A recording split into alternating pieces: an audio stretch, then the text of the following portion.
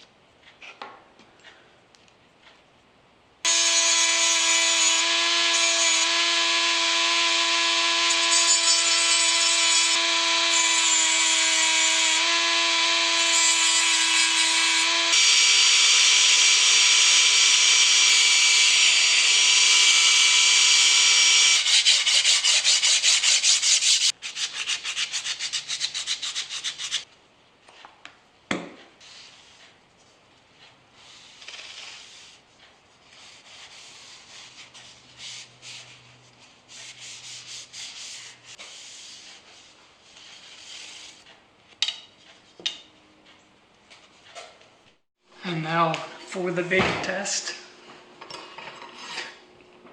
This is the old knife. Well, our metal knife. As you can see, this is the one I made, and the blade is probably 2 to 3 inches longer. This is the loaf of bread my wife made yesterday, and this is going to be the big test. Will it cut bread? It appears to be cutting the bread. Woo!